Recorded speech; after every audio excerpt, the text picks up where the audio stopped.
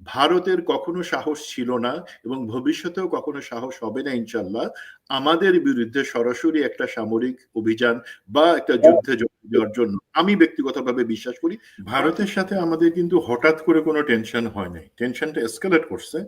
But আমাদের 1947 সাল থেকে আপনি যদি আসেন, ভারতের সাথে বাংলাদেশ যখনই বা তদানীন্তন পাকিস্তান এবং পরবর্তীতে আমাদের স্বাধীনতার পরের বাংলাদেশ, আমরা সবসময় যখনই এটা মনে করায় দেওয়ার চেষ্টা করছি যে আমরা আমাদের স্বাধীনতা এবং সার্বভৌমত্বের প্রশ্নে কোনো আপোষ করব না, সেই সময় দেখা গেছে যে টেনশনগুলো সবসময় স্কেল আপ হয়েছে। তার মানে এখন যদি আমরা টেনশনের কোনো অবস্থা দেখতে পাই একটা চূড়ান্ত পর্যায়ে, এটা আমাদেরকে একটু বুঝতে হবে যে নিশ্চয়ই আমরা আমাদের স্বাধীনতা সার্বভৌমত্বের প্রশ্নে এবং যেখানে আমরা ভারতের দাস হয়ে থাকতে আর চাইতেছি না, সেই জিনিসটা স্পষ্ট ভাষায় হয় কেউ মুখে উচ্চারণ করেছে অথবা আমরা আমাদের কাজে সেটাকে প্রমাণ করতেছি, সেই মুহূর্তে ভারতের একটা টেনশন শুরু হয়ে গেছে। এখন যেই ফেজের কথা বললেন যে কেন, এখন দেখেন আমরা কিন্তু বর্তমানে আজকে এই 23 তারিখে ডিসেম্বরের এখানে ইমিডিয়েট পাস্ট, প্রেজেন্ট এবং ইমিডিয়েট ফিউচার যদি আমি তাকাই, তিনটা জিনিস। একটা হচ্ছে এটা শহীদ হাদির শাহাদাত বরণের পরে আমাদের বাংলাদেশের জনগণের মধ্যে যে চিন্তা চেতনা, সেই জায়গায় যে দৃঢ়ভাবে ভারত বিরোধিতার জায়গাটা স্টাম্প হয়েছে, সেটা ইমিডিয়েট পাস্ট। বর্তমানে কি হচ্ছে দেখেন, শহীদ হাদির হত্যার বিচার এবং একই সাথে আমাদের সামনে একটা নির্বাচন আছে, জাতীয় নির্বাচন, বহু আকাঙ্ক্ষিত 17 বছর পরে সত্যিকারের নির্বাচন। তিনটা জায়গায় ভারতের হচ্ছে সমস্যাটা কি রকম?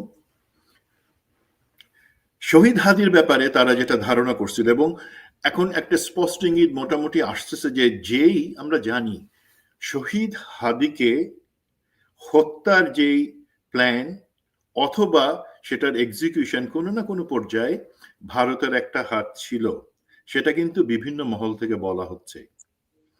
তো কি হলো, শহীদ হাদির জানাজা পরবর্তী ওনাকে যে কবরে শোয়ানো হলো, তারা একজন শহীদ হাদিকে হত্যার চেষ্টা করে আমাদেরকে স্তব্ধ করার চেষ্টা করছিল, সেখানে দেখলো মিলিয়ন্স, লাখ লাখ শহীদ, নতুন হাদি তৈরি হয়েছে আমাদের।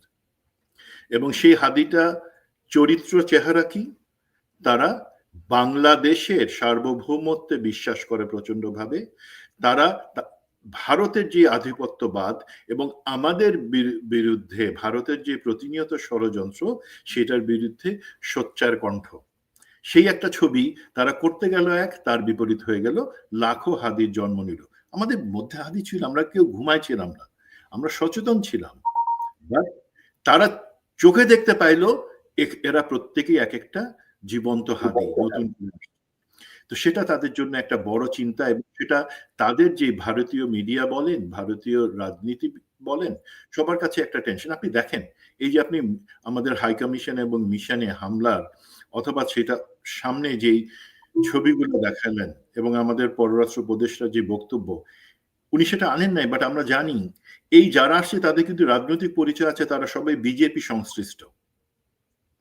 তাদের মধ্যে অন্তত 3 জন বিজেপি নেতাকে আইডেন্টিফাই করা গেছে নিশ্চিতভাবে।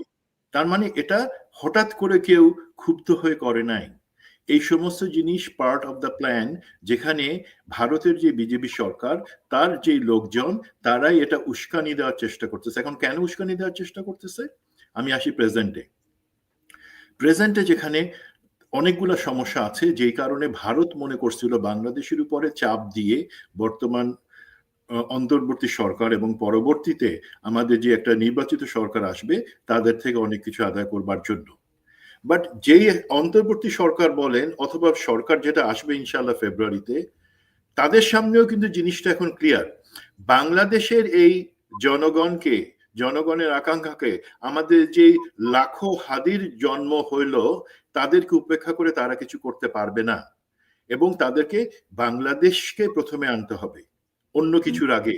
সেই যে জনগণের চেহারাটা, এখন ভারত চাচ্ছে কি কোনোভাবে এই জিনিসটাকে ডিস্ট্র্যাক্ট করে সেখান থেকে আমাদের মনোযোগ সরায় দিয়ে অথবা হাদির পার্টটাকে হালকা করে দেখানোর জন্য একটা যুদ্ধ ভাব তৈরি করবার জন্য প্রেজেন্টলি। এবং তারা আরো চাচ্ছে যদি সেটাকে তারা আরো এসকেলেট করে, আমি পার্সোনালি মনে করি ভারতের কখনো সাহস ছিল না এবং ভবিষ্যতেও কখনো সাহস হবে না ইনশাল্লাহ আমাদের বিরুদ্ধে সরাসরি একটা সামরিক অভিযান বা একটা যুদ্ধে যোগ দেওয়ার জন্য। আমি ব্যক্তিগতভাবে বিশ্বাস করি। বাট তারা এই ভয়টা, জুজুর ভয় আমাদেরকে 15 বছর দেখাইছে পতিতা হাসিনা, এবং এখন এই ভয়টা দেখায় তারা চেষ্টা করবে পরবর্তীতে যে সরকার আসবে, নির্বাচন যদি হয়, সেই ক্ষেত্রে তারা যেন ভারতের এই হুমকির কথাটা, ভারতের এই শক্তির কথাটা মনে রাখে। তো এই যদি আমি নিকট অতীত, বর্তমান এবং ভবিষ্যতের পার্সপেক্টিভ এটা দেখি, এটা হচ্ছে তাদের মেসেজ। এবং মেসেজটা কাকে দিচ্ছে? আমাদের জনগণকে দিচ্ছে। কাদের সহায়তায় দিচ্ছে? আমাদের মধ্যে গাদ্দার মিডিয়া আছে, আমাদের মধ্যে কিছু গাদ্দার এলিমেন্ট আছে, তাদের সহায়তায় তারা সেই জিনিসটাকে বড় করে দেখানোর বা বড় করে আমাদের সামনে একটা ভীতির সঞ্চারের জন্য চেষ্টা করতেছে।